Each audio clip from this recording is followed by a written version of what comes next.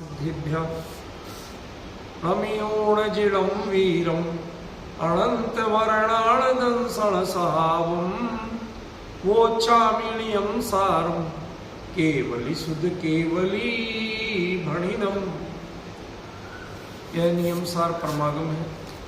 इसका तीसरा अधिकार शुद्ध भाव अधिकार अपना चल रहा है। इसमें गाथा नंबर 55 अपनी याद चलना है। लिखिए गाथा बोर्ड पर। गाथा पढ़ते हैं पहले। व्यवहारणय चरित्ते व्यवहारणयस्सोदि तव चरणं निश्चयणय चारित्ते तव चरणं होदिणे छेदो।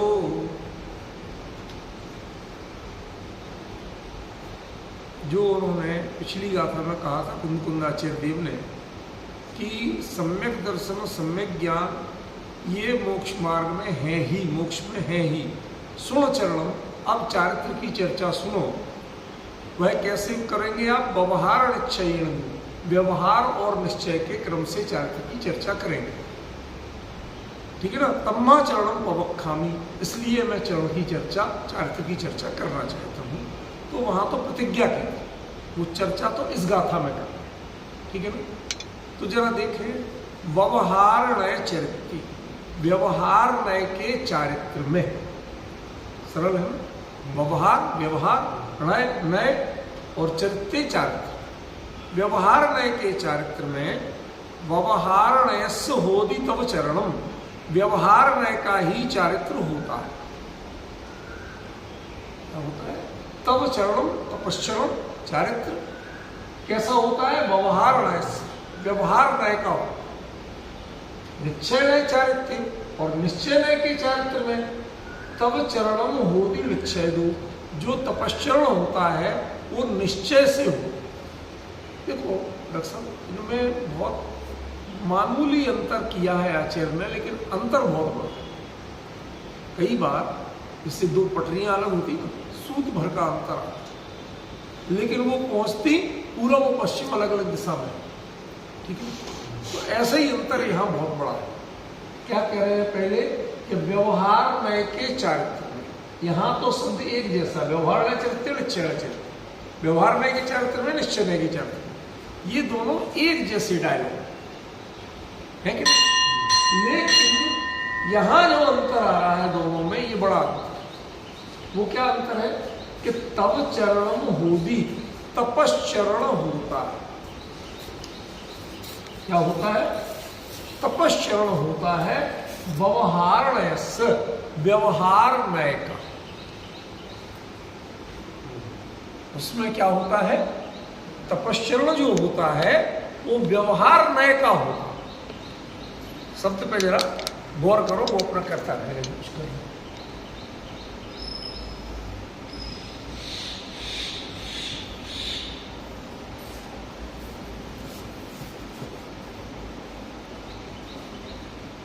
चलो आपके लिए थोड़ा क्लू लिख दिया कि इसमें पंचमी विभक्ति का प्रयोग है, इसमें षष्ठी विभक्ति का प्रयोग।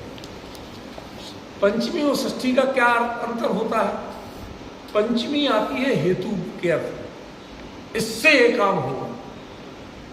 ठीक है। और षष्ठी होती है ये इसका है, उसने किया नहीं किया, क्या कोई लॉजिक नहीं है, बस ये चीज इसकी है कि फला की। अब क्यों है फला की, ये हमारा मैटर। ठीक है। आपके पास क्या प्रूफ है कि ये फला की है? कहते ये भी हमारा मैटर। हमारा मैटर कितना है कि ये हमें पता है ये फला की, बस। अब बेटा बाप का है, अब इसके आगे उसी का है या नहीं है, ये प्रमाण वो देगा, मुझे देने की जरूरत नहीं। डिफरेंस समझ गए? मैं तो उससे अनासक्त हूं, मैं बता दिया कि इसका है। ठीक है। तो जहां षष्ठी आती है वहां आपकी रिस्पॉन्सिबिलिटी नहीं होती है, रेफरेंस होता है या सूचना होती है, इंफॉर्मेशन होती है। अंतर ख्याल में आ रहा है? लेकिन जब व्यक्ति लॉजिक से बात करता है, इस कारण से ऐसा है, तो इसका मतलब वो उसमें रिस्पॉन्सिबल होगी बोल। दो बातों का अंतर ख्याल में पड़ा या नहीं पड़ा? मैं फिर से रिपीट करूंगा, कोई बुराई नहीं। क्यों? क्योंकि हो सकता है आपको समझ में आ रहा हो, जो बाद में ऐसे सुना उससे समझ में नहीं है, तो थोड़ा उनका भी ख्याल रख लेते कि जो यहाँ षष्ठी कही, षष्ठी में इतना बताया कि ये जो तपश्चरण है, व्यवहार नय वालों का जो चरित्र है, वो व्यवहार नय का चरित्र कहलाता है।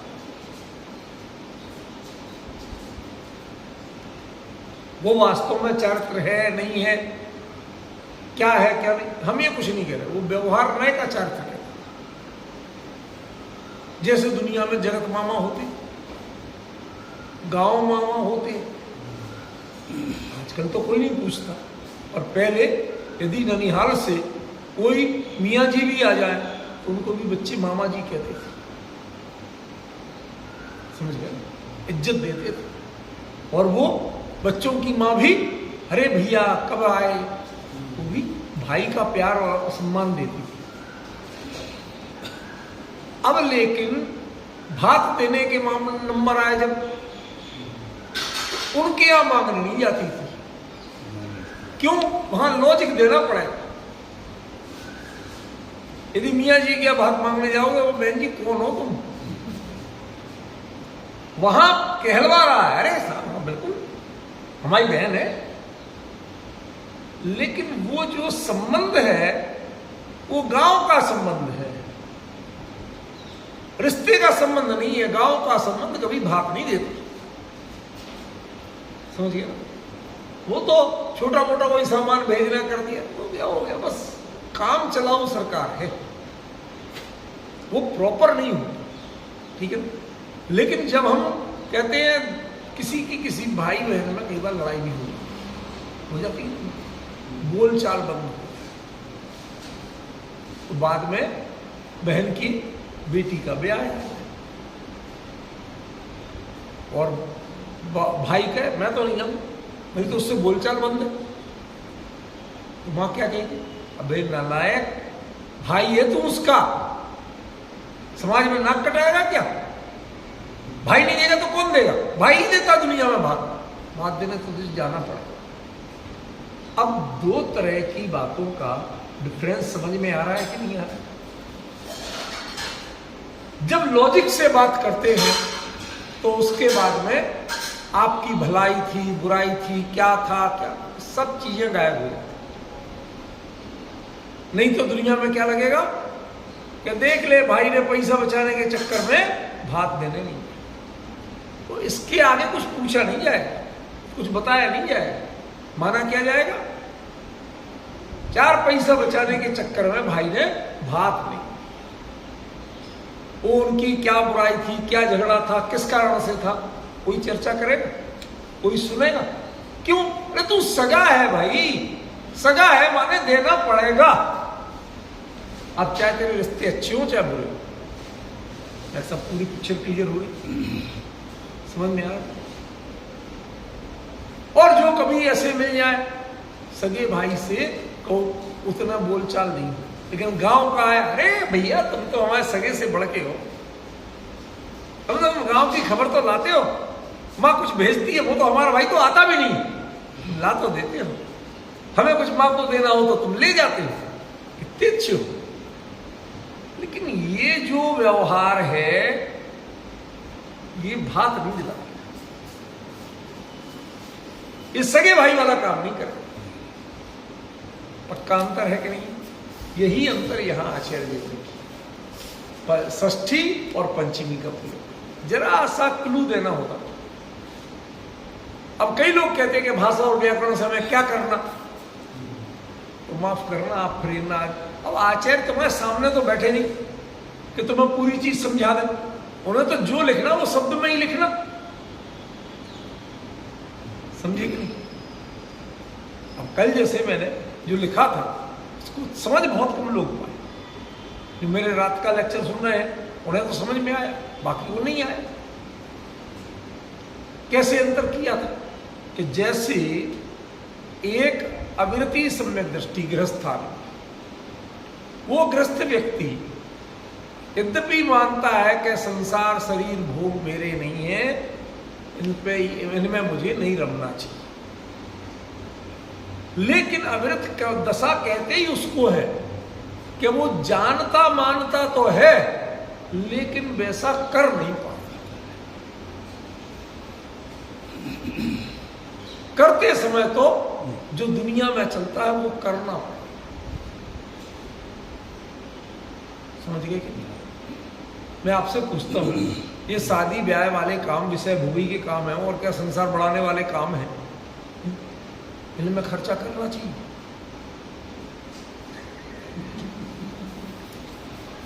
तो डॉक्टर साहब ध्यान रखियो कि बच्चे की शादी में मत करियो कुछ खर्चा।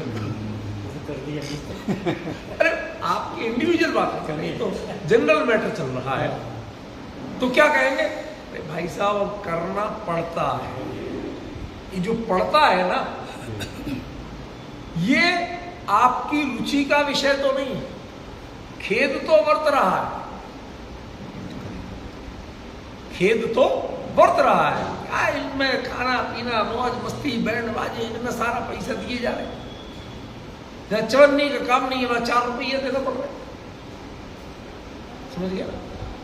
अरे गहरे लोग तक मांग ले जाते, 3 के ना 13 मांग ले जाते ना। अब वो सब हो रहा है, करना पड़ रहा है। लेकिन वो एक ऐसी व्यवस्था है कि जब तक आप गृहस्थी नहीं छोड़ोगे, ये छोड़ने की प्रक्रिया में नहीं आओगे, तब तक इनसे आप बच नहीं सकते। समझो, आपकी ही हंसी उड़ेगी। उनका थर्ड जेंडर का आपको कोई कर्जा नहीं देना और ना उनको वसूलने का अधिकार है, लेकिन आ जाते हैं। और जितनी बहसबाजी करोगे उतनी तुम्हारा रायता फैलेगा, तुम्हारी बेइज्जती होगी, आस पड़ोस के लोग तमाशा देखेंगे, चौतरफा चर्चा होगी। डॉक्टर साहब इज्जत बचाना है तो अरे कोई इनका कर्जा देना है। लॉजिक आपका बिल्कुल सही है, लॉजिकली बिल्कुल नहीं है, और ये मांगने के अधिकारी भी नहीं। लेकिन उसके बावजूद इज्जत बचाओ, चुपचाप दे दे कि जितने में पट जाए पटा के। अब तुम अड़ जाओ, नहीं साहब कौन से कानून की किताब में लिखा? कानून है नहीं, कानून की किताब में कहां लिखा? कहते भाई साहब ये इनका जब तक तुम गृहस्थी में हो ना, इनका देना पड़ेगा। साधु बन जाओगे, ना तुमसे मांगेंगे ना तुम्हें देना पड़ेगा। तो जो खेत ज्ञानी जीव वह अमृति है। जब तक घर गृहस्थी नहीं छूटी, मोह ममता नहीं छूटी, तब तक कई कामों में उसके मन में खेद वर्तता है। लेकिन खेद होना अलग चीज है, उसके बावजूद वो करता है। लेकिन देशवृत्ति हो जाए, छुल्लक महाराज बन जाए, अब वो यदि देख भी रहे कि साहब इनके यहाँ वो थर्ड जेंडर आए, तालियां पीट रहे हैं, क्या हो रहा, कुछ नहीं तमाशा देख रहे थे, तो क्या कहा जाएगा? मां मत करो महाराज, तुम्हारे काम नहीं है, तो क्या लेना देना इनसे? समझ गए? कोई इससे ज्यादा नहीं बोलेंगे, लेकिन इतना तो बोलेंगे, कहा महाराज इनके चक्कर में क्या देख रहे हैं आप तमाशा, जाओ अपने मन में स्वाध्याय करो। समझ गए? तो वो खेद से मां माने निषेध में पहुंच गए। और यदि मुनिराज और वो मंच पे भगवान के जन्म कल्याण की बधाई के नाम पे इनको बुला के नाच करवाए, तो यही हुआ तो दिल्ली में कैलाश नगर में। समझ में आया ना? इससे ज्यादा नहीं बोलूंगा, यथार्थ घटना बता रहा हूं। दिल्ली के कैलाश नगर में पंचनक के मंच पे हुआ था जन्म कल्याण की बधाई के नाम पर, और खुद महाराज बैठ के करवा रहे थे। तो सारी समाज ने थू थू की थी, धिक्कार। मुनि पद पे होके इन कामों को मना करने की तुम खुद बैठ के सानिध्य दे रहे हो, मजे ले रहे हो। तो जो वही चीज एक ग्रस्त के लिए खेद की बात, देशवृत्ति के लिए निषेध की बात है, और महावृत्ति के लिए धिक्कार की। घटना वही हुई, घटना में अंतर नहीं, आपकी भूमिका से अंतर। समझ रहे? अब कई लोग समझ गए, नहीं समझ पाए तो उनको समझ में नहीं आ रहा था क्या लिख देते। 3 भूमिका। तो आपकी प्रतिक्रिया क्या है? व्यवहारने वाली प्रतिक्रिया है या निश्चयने वाली प्रतिक्रिया? व्यवहारने वाली प्रतिक्रिया में जब तक हो तब तक वो व्यवहार का तपस्चरण है, आपका तपस्चरण नहीं है। क्या कहा? आपने उपवास किया या नमक का रस परित्याग किया, तो आत्मा में रोटी या नमक जाता है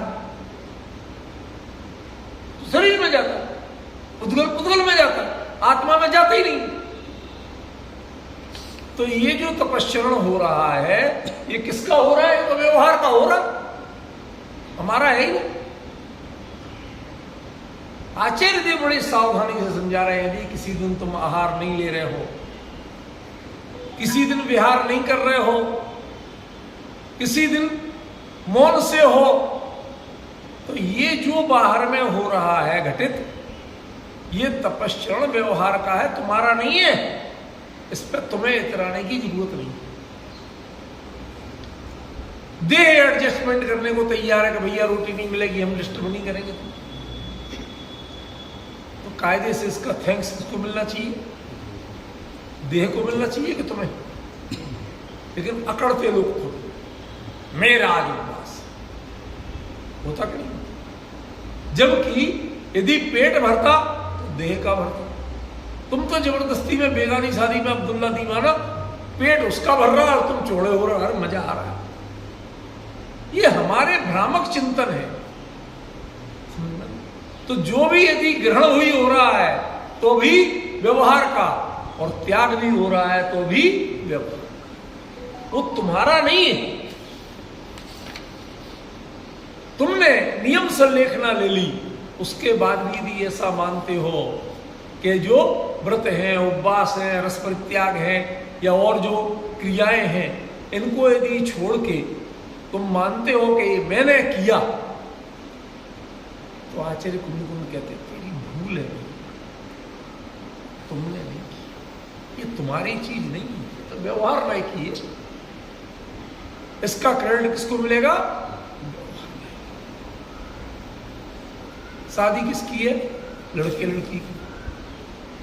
लेकिन जो नेक जिसको जाना है उसी को जाएगा, चाहे अच्छा काम हो चाहे बुरा काम हो। बहन ने चौक पूरा, तो उसका नेक किसको जाएगा? बहन को। कलश लेके बहन खड़ी हुई, उसका नेक किसको जाएगा? बहन को जाएगा। और साली ने जूते चुराए, तो चोरी चकारी कोई अच्छे काम है नहीं, लेकिन उसका भी नेक। कोई चित्र खोपड़ी ऐसा करे कि एक जोड़ी जूते एक्स्ट्रा लेके जाए, ले ले हमारे पास तो दूसरे हैं, तो इज्जत होगी कि बेइज्जती? अरे ये दुनिया के नेक हैं, लगते हैं उनके, तुम 2 नहीं 10 जोड़ी ले जाओ तो अभी देना पड़ेगा, नहीं तो तुम्हारी बेइज्जती। ये व्यवहार नहीं के हैं, ये ऐसे ही चलते हैं।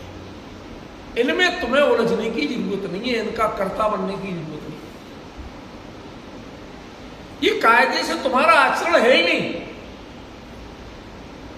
कई बार होता है कि नियम संलेखना का धनी वह 2 उपवास 4 उपवास, जैसे आप बेला तेला टाइप बोलते हो ना, हिसाब किताब, ये बनियों में यही बड़ा अंतर है।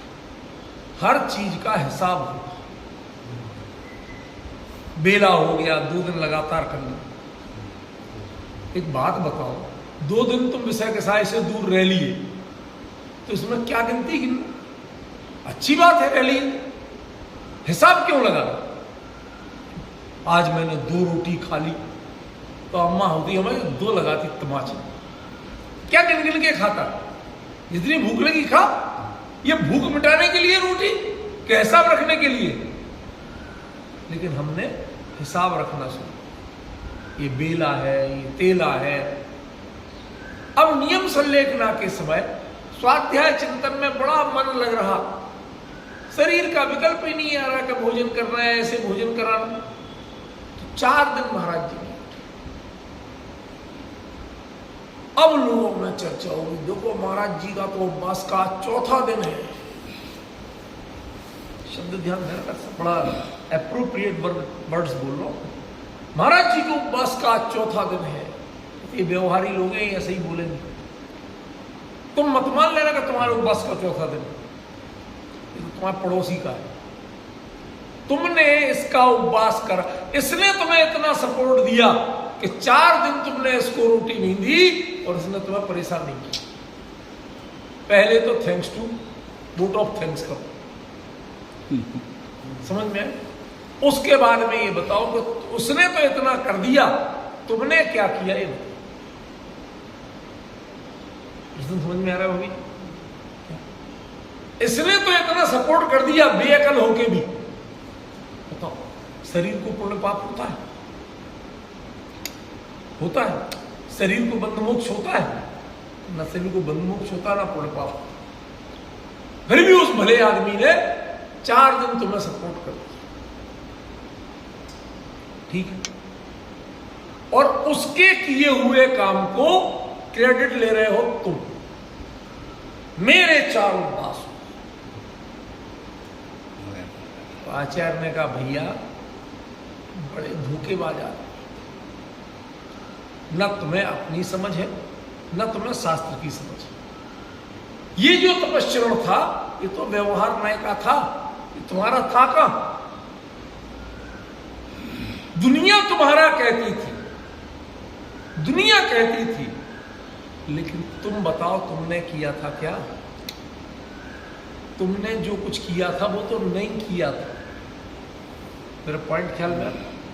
भोजन नहीं किया तो नहीं किया हुआ ना, किया क्या ये तो बताओ। बाबू, जिसने अष्टमी का उपवास किया तो उसमें क्या किया? उससे पूछो कि मैंने भोजन नहीं किया, ये तो नहीं किया। वो तो उपवास तो किया जाता है, तुमने किया क्या ये बताओ। जिसने नहीं किया उसकी क्रेडिट इसको, तुमने क्या किया वो बताओ, उसकी क्रेडिट तुम्हें दो। पॉइंट समझ में? तो आचार्य ने कहा, निश्चय चारित्र्य, जो वास्तविक चारित्र्य है, वो वास्तविक चारित्र्य जो है वो निश्चय से ही होता है, असल में ही होता है। तो तुमने उपवास किया, उप माने समीप और वास माने रहना है, कि 4 दिन तक मुझे आहार के लिए उठ के नहीं जाना। उतना समय जो घंटे 1.5 घंटे लगता था, वो समय भी मैंने स्वाध्याय मनन चिंतन में शांति से बिताया। मेरा 1.5 घंटा जो संसार की क्रियाओं में जाता था, वो 1.5 घंटा और हमने आत्म ध्यान की क्रिया में लगाया। ये किया था, ठीक है ना? ये निश्चय का चारित्र्य। तो जिस समय एक ही क्रिया में जब आप उसे उपवास कह रहे हो, उसी समय आपने जो किया वो उपवास किया कि ध्यान किया? ध्यान किया। तो ध्यान है अंतरंग तपश्चरण और उपवास है बहिर्ंग तपश्चरण। उपवास व्यवहार न्याय का होता है और ध्यान निश्चय।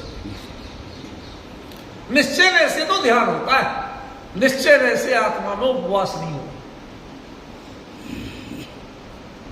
और 2 चीजें हमने आपको सिंपल बताई कि नहीं बताई? क्या एक व्यक्ति ने उपवास किया और उपवास का अर्थ क्या ले रहा कि मैंने आहार नहीं किया, तो नहीं किया हूं। अब तो ये बताओ ये किया क्या? मैंने स्वाध्याय किया और ध्यान किया, यही कहोगे? तो जो भोजन नहीं किया, ये जो नहीं किया वाला पक्ष है, ये तो जाएगा व्यवहार रहे, उसे तपश्चरण कहेगा, दुनिया कहेगी तपश्चरण। क्योंकि जो अंतरंग में आपने किया वो दुनिया को नजर ही नहीं आता, उनके पास विजन ही नहीं है उसे देखने का, समझ ही नहीं। समझ गए? तो उन्हें तो समझ में आया नहीं। आपने क्या किया? उन्हें क्या किया कि वो जो करते थे वो नहीं किया। वो रोज भोजन कर रहे और आपने नहीं किया, और तभी शांत रहे। हाँ, महाराज ने उपवास किया, नियम संलेखना चल रही महाराज जी ने बड़ा उपवास किया। क्या आप सोच पा रहे हैं क्या बात हो रही है? दुनिया कह रही है जिसको, वो दुनिया का तपश्चरण है, वो आपका तपश्चरण नहीं है। भोजन नहीं किया ये हमारे लिए तो नहीं किया हुआ, किया बताओ आप। वो भी चक्कर में आती नहीं वगैरह से।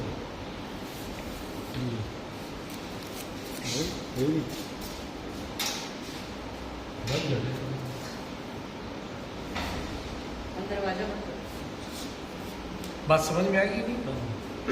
क्लियर हुआ? तो ये जो तपश्चरण हुआ उपवास नाम का, ये तो व्यवहार नय का हुआ। दुनिया की भाषा में ऐसे तपश्चरण कहती है, दुनिया ऐसे तपश्चरण कहती है। महाराज जी से पूछा, महाराज जी आपने नहीं किया मत बताओ, किया क्या ये बताओ।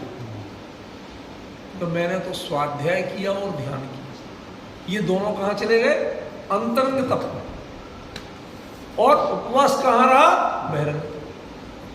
बहिरंग तप में क्या नहीं किया उसको तप कहा जाता। अंतरंग तप में क्या किया उसे तप कहा जाता।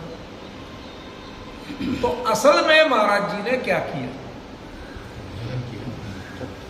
कि स्वाध्याय और ध्यान किया। भाई जो 1.5 घंटा लगाते थे आहार में, आना जाना लेना प्रतिक्रमण आदि करना उसके बदले में वो 1.5 घंटा और उन्होंने 2 घंटे का समय और विशुद्ध अपने स्वाध्याय ध्यान में लगाया। तो उन्होंने किया क्या कि निश्चय से तो उन्होंने ध्यान किया। और व्यवहार दुनिया कहती है कि महाराज जी का तपश्चरण था, जो उपवास था।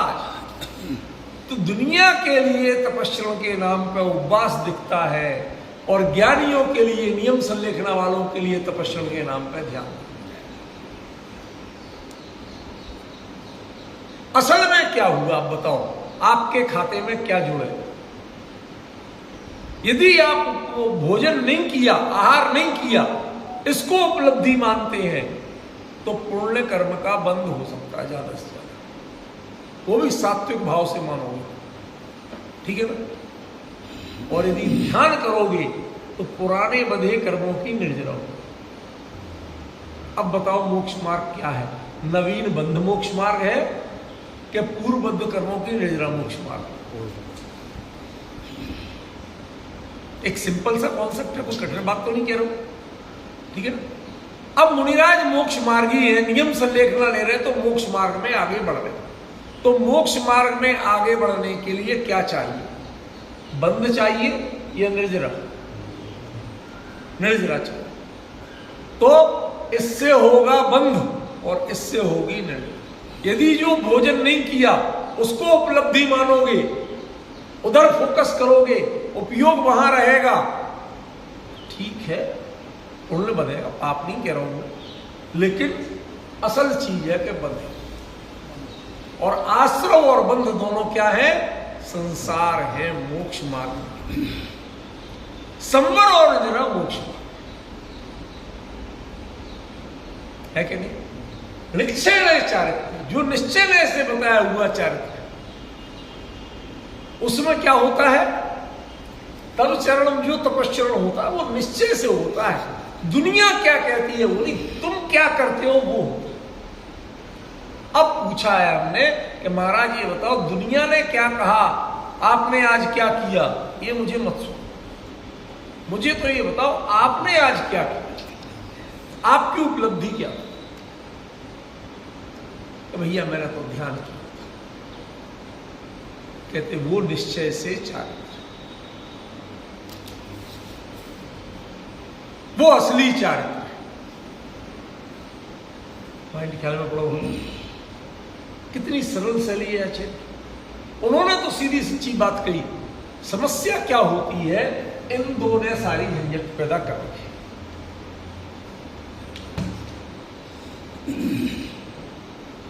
इसमें भी जो नए शब्द है ना, सारी बीमारी इसने पैदा की। नए माने कथन पद्धति। एक बात बताओ, अपराध का आरोप किसी पे लगा और उससे वो सिद्ध नहीं हो पाया तो बरी कौन हुआ? वो हुआ। वकील की फीस किस बात के लिए?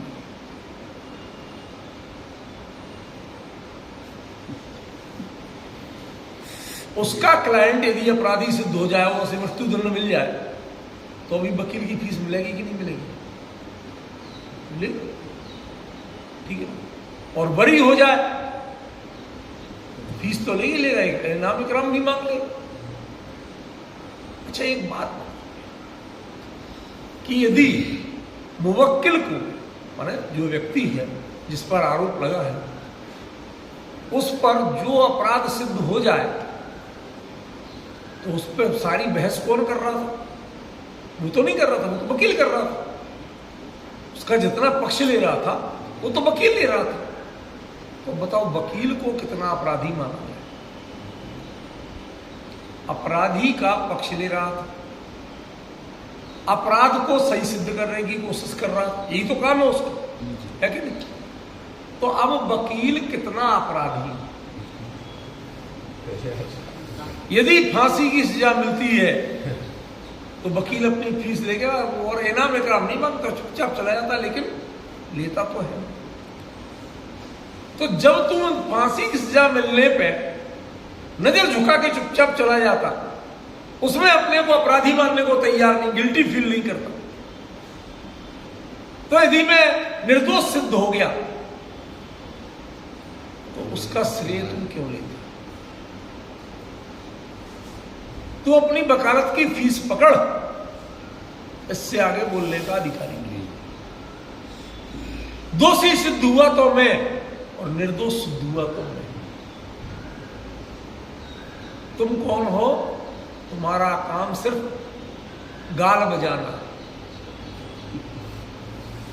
ये नए जितने हैं इनका काम क्या है? गाल बजाना। लोग कहेंगे, समझ गए? लोग ऐसा कह रहे हैं, ये कहने की बातें नहीं। मैं कह रहा हूं कि मैं अपराधी नहीं।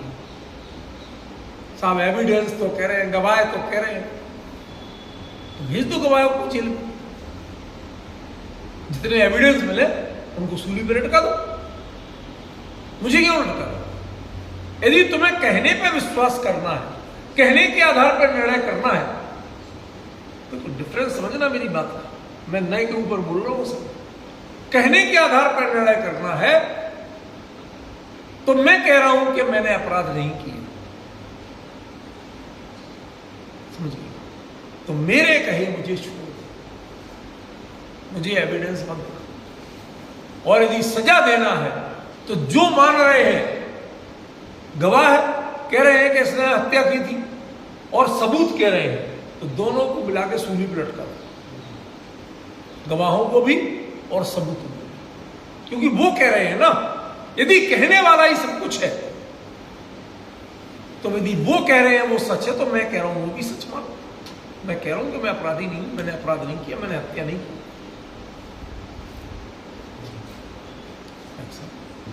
ये कहने वाले क्या कहते हैं ये इंपॉर्टेंट बात नहीं है। वस्तु में क्या होता है वो इंपॉर्टेंट बात है। पर हम वकीलों को ये बाजार भाव बढ़ता रहता है, अपराधी या निरपराधी बेचारा वो तो छोड़ के निकल के चला जाएगा या जेल में जाके सजा काटता रहेगा। मार्केट वैल्यू वकीलों की बढ़ गई है, ये हमें बड़े दुख की बात है। हमारे समाज में नयों की वैल्यू बढ़ रही है, नए के वक्ताओं की, नए के प्रवक्ताओं की वैल्यू बढ़ रही है। असल में जो वस्तु स्थिति है, क्या पाया किसने, उसकी कीमत नहीं है। ये पंडित बैठे बैठे नयों की चर्चा कर करके फलाना ये कहता, ढिमकाना ये कहता। अरे कम से कम यदि कहे ही सुनना है तो जिसके ऊपर आरोप लगा उसकी भी तो सुनो, उसकी भी सुनो। अरे ये तो बोलेंगी, तुम्हें भी अपना धंधा करना, तुम भी बोलोगी, तुम भी तो बिके हो सकते हो। यदि वो अपने को बचाने के लिए बोलेगी तो तुम भी जब बोलना यदि अपराध है तो तुम भी बोल ही रहे हो, तुम और कुछ नहीं कर रहे, वो अपराध तो तुम भी कर रहे हो। इसलिए नए जो है एक कथन पद्धति है, ये चाहे वादी का वकील हो चाहे प्रतिवादी का वकील हो, जिसने जिसके पैसे दे दिए वो उसका हो गया, लेकिन कायदे से वो पैसे का वकील है, ना वादी का वकील है ना प्रतिवादी का वकील। ये नए तो शब्द जाल है, चलेगा ऐसे ही, कुछ ना कुछ बताएगा, किसी ना किसी के पक्ष में बोलेगा, लेकिन तुम्हें अपने अकल से काम लेना है। जज अकेले वकीलों की दलीलों पे नहीं चलता, वो भी अपने विवेक से निर्णय, नहीं तो वो जज क्यों होता, सारा निर्णय वकील ही कर दे। जो जितना जोर से बोल लेगा वो जीता। समझ गए? आप जज बनने की कोशिश कीजिए कि वास्तव में क्या होता है और दुनिया क्या कहती है।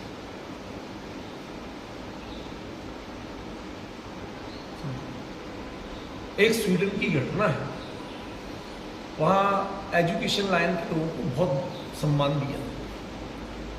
तो एक स्कूल का मास्टर था, प्राइमरी का, थोड़ा बुजुर्ग सा हो गया, रिटायर नहीं हुआ था, वर्किंग था। तो गलती से कोई ख्याल में घर के झंझट में होगा तो उससे रेड लाइट जम होगी वहां, तुरंत ऑटोमेटिक चालान हो, कोर्ट में पहुंचो भरने। तो वो कोर्ट में भरने पहुंचे, तो जज ने पूछा, क्या आपने रेड लाइट क्रॉस की थी? क्या आपको पता नहीं है कि अपना? पता है, लाइसेंस दिया जब से पढ़ा था, दोनों चीजें मालूम कि मैंने अपराध किया था और इसका नाम अपराध है, इसकी सजा मिलती है। आपने ऐसी गलती क्यों की? क्या करते हो आप? मैं क्या बताऊं, मैं एक मास्टर हूं, पढ़ाता हूं, बच्चों की कापियां जांच के लिए जाना थी, उनका टेस्ट लिया था, अगले दिन रिजल्ट देना था। अब मेरी कल तबीयत खराब हो गई, दवाई लेके सो गया था, रिजल्ट नहीं मिल पाया। उस दुविधा में मैं जा रहा था कि अब जाके ताबड़तोड़ रिजल्ट कैसे बनाऊंगा, कब दूंगा।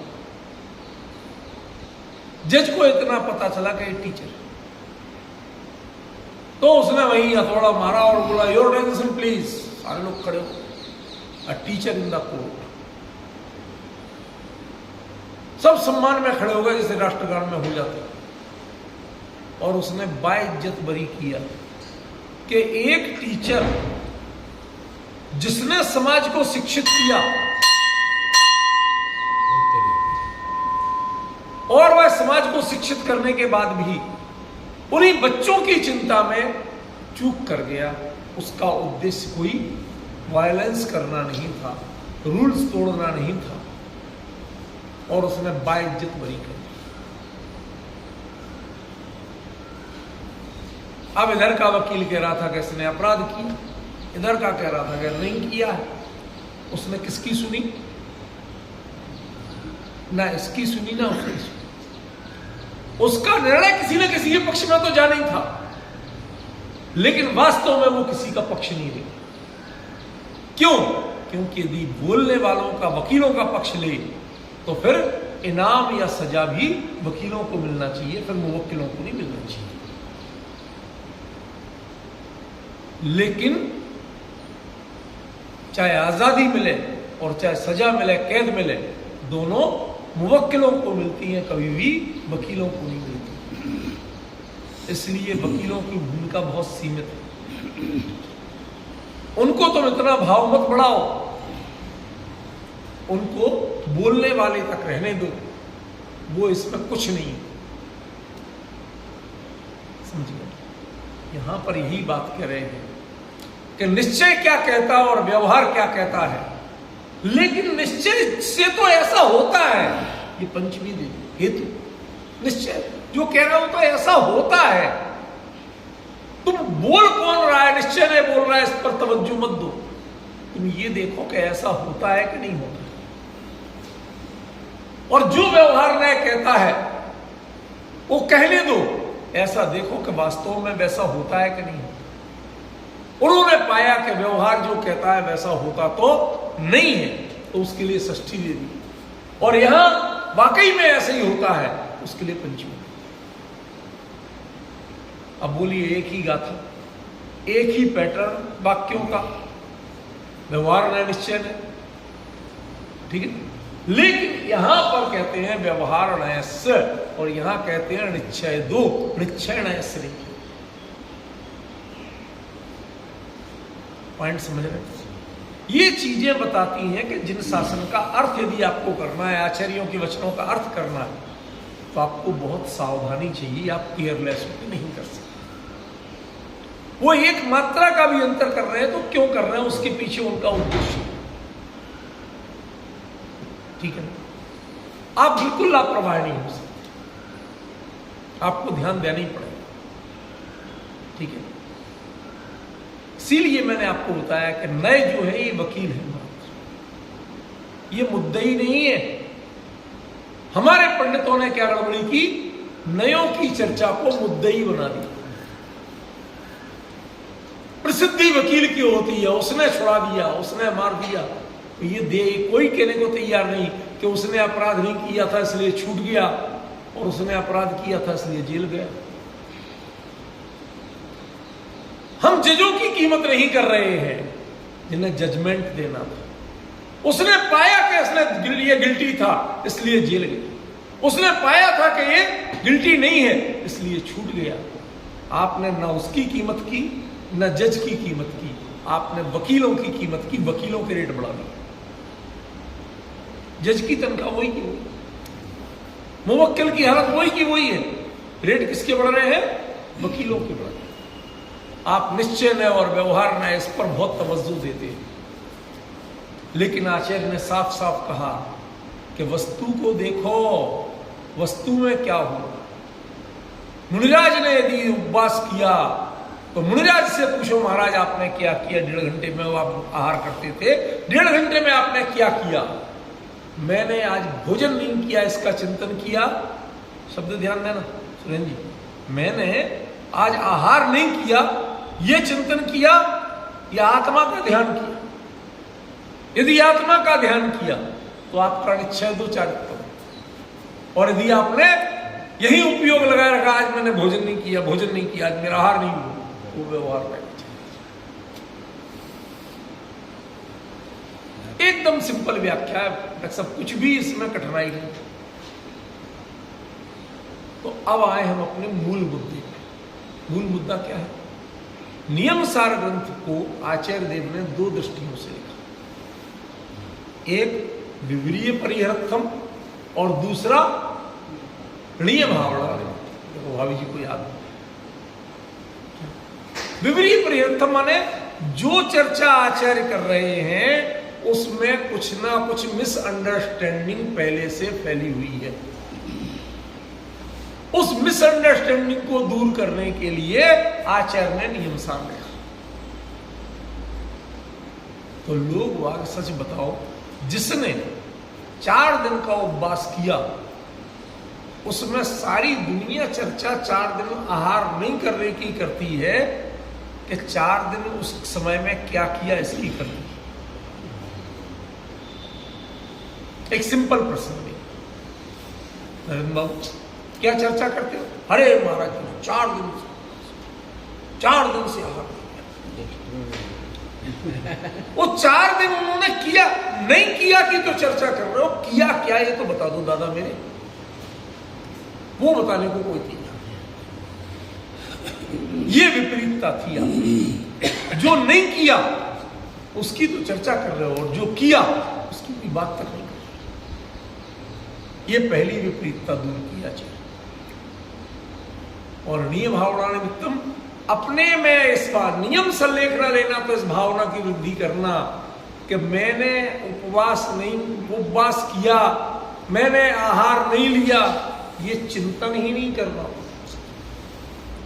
इधर तुम्हारा ध्यान ही नहीं जाना चाहिए। तुम्हारा ध्यान तो निश्चय माने जो वास्तव में जो तुम अपने स्वरूप का चिंतन कर रहे हो, स्वाध्याय कर रहे हो, ध्यान कर रहे हो, तुम्हारा फोकस यहीं रहना चाहिए। इस पे तुम्हारा फोकस नहीं। अब इसमें अर्थ जो ये करे कि निश्चय की बात को मानना चाहिए, व्यवहार की, ये अनाड़ी लोग, ये वकीलों, वापस आप वकीलों पर पहुंच गए। हमारा था मुद्दई की बात, हम मुद्दे की बात कर रहे हैं, आप वकीलों की बात।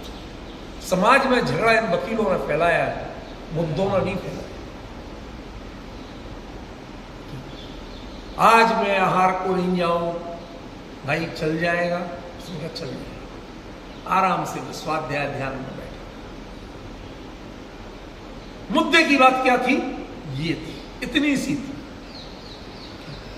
और तुमने वकीलों की सुनी। देखो व्यवहार कितना, 4 दिन उपवास हो गए महाराज को आज, बजाओ 2 हाथ की ताली। ये क्या है ये वकीलों पे जय जयकार क्यों हो रही है? समझ में? व्यवहार ने बता दिया, देखो हमने तुम्हें पूरे में लिखवा दिया, पर्चे बंटवा छपवा के बंटवा दिए, महाराज के 4 दिन का उपवास, परम तपस्वी महाराज। ये व्यवहार ने, तुम कौन होते भैया? जिसने पर्चे छपवा के बंटवाए और मंदिरों में लगवाए, उसने 1 दिन का भी उपवास नहीं किया, नहीं किया। फिर भी हरे देखो महाराज के उपवास के पूरे में पर्चे, अपना क्रेडिट लेने बैठे, कहते इन मुफ्तखोरों से बचो। क्लियर बोल रहा हूं, इन मुफ्तखोरों से बचो। दूसरा कहता अरे महाराज गजब है, उन्होंने तो ध्यान किया, गजब है। तुमने किया ध्यान? वकील वकालत कर रहा है, छोड़ दे, हमें समझने दे महाराज ने क्या किया एक्चुअली ध्यान किया। हमें उनकी जीवन से, उनकी चर्या से समझने दो। चारित्र तो चर्या का नाम है, चारित्र उपदेश का नाम नहीं है, कथन का नाम है। समस्या यह है कि आज वकीलों की चल रही है, मुद्दे गायब हो गए, मुद्दई गायब है और मुद्दा गायब। समझिए कितना बड़ा वकील किया आपने, ऐसी कौन से नैसे चर्चा की आपने, ये चल रहा है। असली चीजें गायब हो रही हैं, ये बड़ी चिंता का विषय है, इस पर हमें सावधान होना चाहिए, वरना आप अपना नुकसान करेंगे। पॉइंट समझ गए? इस चीज को आपको थोड़ी सी गंभीरता से समझना है, जो आचार्य ने दिया कि व्यवहार नय चरित्र, चारित्र व्यवहार नय का नहीं होता है। फिर से लौट के आ रहा हूं उसी बात, व्यवहार नय का चारित्र नहीं होता है, लेकिन फिर भी वकील कि ये वादी का वकील है, ये प्रतिवादी का वकील है, उसका उससे कोई रिश्ता है? भाई साहब सुरेंद्र जी, कोई रिश्ता नाता होता है? जन्म जन्मांतर का है, इस जन्म का कि अगले जन्म का? कोई होता है? कुछ नहीं होता। वो अपने अकेले फीस के बल पे वकील बन जाता है कि ये वादी का वकील है, प्रतिवादी का वकील। ऐसे ही ये व्यवहार नय का चारित्र और निश्चय नय का चारित्र, ये सब दुनियादारी के कारण बने हैं, जितने बोलने के कारण बने हैं, पंडिताई के कारण बने हैं। ये मुद्दे नहीं है, ये वास्तविकता नहीं है। व्यवहार नय का कोई चरित्र नहीं होता, निश्चय नय का कोई चरित्र नहीं होता, ये 2 वकील है, ठीक है। मुद्दे ही से पूछो कि तुमने क्या किया। महाराज जी के भैया मैंने तो स्वाध्याय किया, इसीलिए मैंने किया था आज, इसीलिए नहीं गया था, आहार के लिए था, 1.5 घंटे और स्वाध्याय कर लूं। अभी बहुत मन लग रहा था, उठ के जाना पड़ता, सारा तारतम्य टूट जाता। मुझे बहुत आनंद आ रहा था अपने स्वाध्याय में, जिनवाणी के मनन चिंतन में बहुत आनंद आ रहा था। मैं महाराज जी से पूछा नहीं कि क्या किया, और चेड़ों से, भैया जियों से, उनने चारों ओर ढिढोरे, चारों ओर समाज में कह दो महाराज जी का चौथा उपवास हो गया। नहीं, आप देखिए ना समाज में चल क्या रहा है, किनकी चल रही है, किनकी सुनी जा रही है। असलियत जो है ना महाराज जी और तप, इन दोनों की नहीं सुनी जा रही। सुनी किसकी जा रही है? इन वकीलों की सुनी। ऐसे ही समाज में जितने झगड़े हो रहे हैं, वो ये निश्चय नय वाले, व्यवहार नय वाले, इन वकीलों के नाम पर झगड़े। ये तो वक्ता है, प्रवक्ता है आपके, अधिवक्ता है आपके, ये मुद्दई नहीं है। जो भी हानि लाभ होना है वो मुद्दई को होना है, इसलिए मुद्दई को ढूंढो। आपने क्या किया? खरेखर किसी भी मुनिराज से पूछो तो उन्होंने उपवास कभी किए ही नहीं। क्यों? क्यों? उपवास एक परिस्थिति पैदा करना था, इतने समय के लिए मैं आहार के लिए नहीं जाके तुमने किया क्या? तो मैंने स्वाध्याय किया और ध्यान किया। तो क्या किया आपने? स्वाध्याय और ध्यान किया। तो उपवास कब किया? फिर उपवास की डेफिनेशन क्या रही? किसे कहते हैं उपवास? भाई साहब अब तो ऐसे ही है, दुनिया कहती है उसे उपवास, मैं थोड़ी कहता हूं, मैं तो स्वाध्याय और ध्यान कहता हूं। तो मुद्दे की बात क्या रही? स्वाध्याय और ध्यान। और दुनिया की बात क्या रही? इसलिए व्यवहार का जो चारित्र है, दुनिया जिसे चारित्र कहती है, वो दुनिया के खाते में रहने दो, वो वस्तु में नहीं मिलेगा आपको। मुनिराज के जीवन में उतने 1.5 घंटे की मूवी बना लो एक, तो क्या मिलेगा? कहीं उपवास करते मिलेंगे महाराज जी? तो स्वाध्याय ध्यान करते मिले? भाई आहार के लिए नहीं जाना है तो नहीं जाना हुआ ना, नहीं करना हुआ। किया क्या? किया ये कभी हमने 1.5 घंटे स्वाध्याय किया, ध्यान किया, तब तो चिंतन किया। तो आपकी जो वीडियो बोलेगी वो क्या बोलेगी कि महाराज जी ने ध्यान किया तो उपवास किया। अब यही तो है कि आप व्यवहार के चारित्र में जाना चाहते हैं कि निश्चय के चारित्र को जानना चाहते हैं। यही तो इस गाथा का रहस्य है। तो वो बोलेंगे तो इन बोलने वालों से डॉक्टर साहब बहुत बच गए, बहुत ही डेंजरस होते। मैंने 2-4 बार बताया है। तो शंकर पार्वती जी जा रहे थे, साथ में नंदी बाबा भी थे। पब्लिक मिली, क्या जमाना है, सवारी साथ में फिर भी पैदल जा। तो शंकर जी सरल आदमी, भूल का नाम ही भोले बाबा, वो चल के बैठ गए नंदी पे। पार्वती जी पैदल चलती रही, उन्हें भी कोई तकलीफ नहीं थी। थोड़े आगे बोले क्या जमाना आ गया, कोमलांगी जनानी पैदल चल रही है और ये मुस्टंडा ऊपर। मतलब बोल दिया जो बोल दिया, हम तो नहीं बोल रहे ऐसे। तो शंकर जी ने कहा भाई गड़बड़ी बात है। वो तो पार्वती तुम बैठ जाओ। पार्वती बैठ गई। आगे मिले, क्या घोर कलयुग आ गया है, जनानी सवारी पे और आदमी पैदल। गड़बड़ है, दोनों जन बैठ गए, दोनों बैठ गए। आगे मिले, क्या घोर कलयुग आ गया, एक बेजुबान जानवर पे 2-2 लदे पड़े। शंकर जी बेचारे बहुत परेशान हो गए। उन्होंने कहा नंदी बाबा थोड़ा रिलैक्स ले लो, आओ तुम्हें हम अपने कंधे पे ले लेते। कहते ये तो वाकई में बावड़ा सवारी को लिए जा रहा है।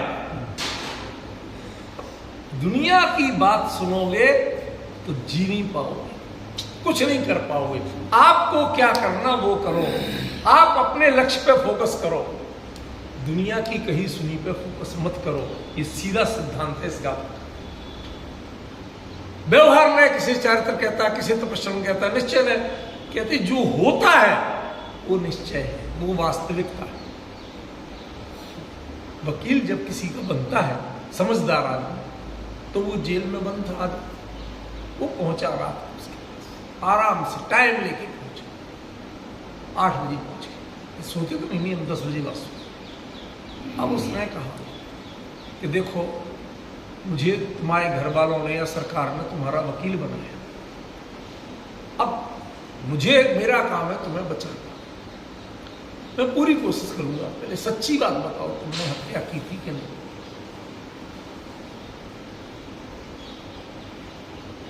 कि सच्ची में नहीं की, तो तुम्हारे ऊपर आरोप कैसे लग गया कि मैं मौके पे वहां था?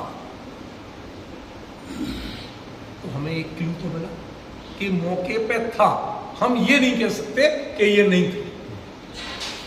अब व्यक्ति मौके पे हो और उसके बाद भी उसने अपराध नहीं किया हो, अब वकील सारा फोकस वहां करेगा, उस ढंग से इंटरप्रिटेशन देगा, अपनी दलीलें देगा।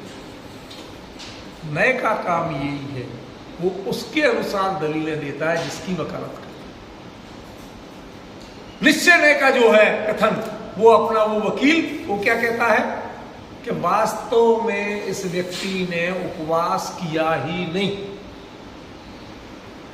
क्यों नहीं किया? कि कर ही नहीं सकता उपवास, आत्मा खाता ही नहीं, खाता तो शरीर। और नहीं खाता भी शरीर। मैं बहुत साल पहले भाभी नागपुर गया था एक बार 10 लक्ष्य, तो वहाँ एक हमारे साधर्मी थे, उनका नाम था आदिनाथ नखाते।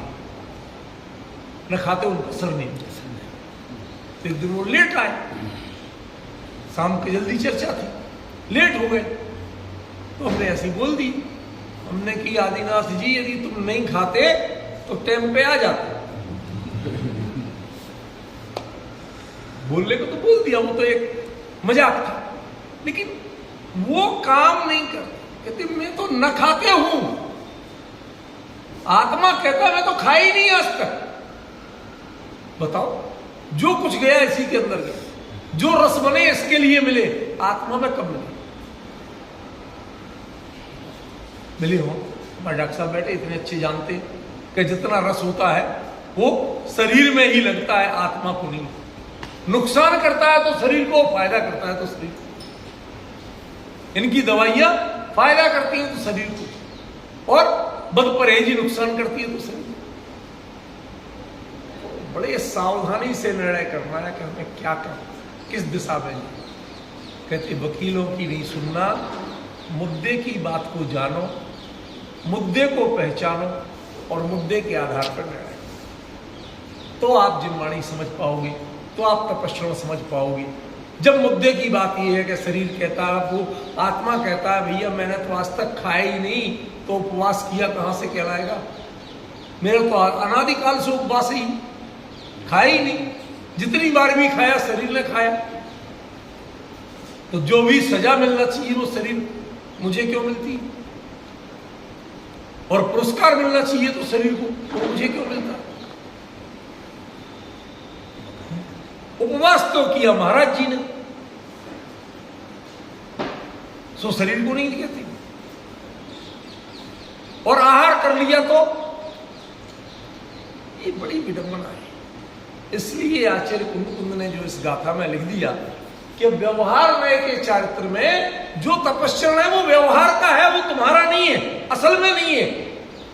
लेकिन निश्चय नय के चारित्र में जो कुछ होता है तपस्या, वो असल में होता है। उसमें निश्चय ने कह दिया इसलिए असली नहीं है। असली बात यह है कि वैसा वास्तव में होता है, इसलिए इसका नाम निश्चय न पड़ गया।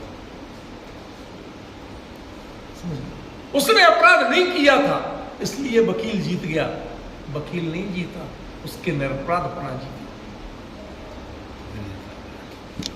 हमने ये देखना बंद कर दिया, हमने जज को ईमानदार मानना बंद कर दिया, जज ने उसकी दलीलों को उसे छोड़ दिया। अरे वो भी अपनी अकल रखता है, वो भी देखता है, समझता है कि वास्तव में स्थिति क्या है, इसके विरोध में कुछ मिला या नहीं मिला।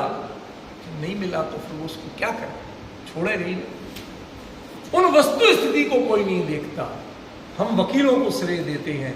ये सबसे बड़ी कमी हमारी। इन वकीलों के झंझट छोड़िए, निश्चय और व्यवहार नय के झंझट छोड़िए, वस्तु स्थिति जो है उसे स्वीकार कीजिए। वस्तु व्यवहार नय तो कहेगा कि महाराज जी का उपवास हुआ, और निश्चय ने कहेगा महाराज जी ने स्वाध्याय और ध्यान किया। अब बताओ महाराज जी तुमने क्या किया? कि बेटा मैंने स्वाध्याय ध्यान किया। ये है नियम संलेखना वाले का विजन। ऐसी जब स्पिरिट रखें, ऐसी भावना रखें, तो नियम संलेखना होगी। शरीर आज मैंने उपवास किया, देखो आज ऐसा हो गया, शरीर ऐसा लगे, ये तरीका नहीं। यदि तुम्हारा ध्यान शरीर पे है तो तुमने कोई उपवास भी नहीं किया और ध्यान भी नहीं किया, तुमने मान कषाय का पोषण किया। विशेष चर्चा।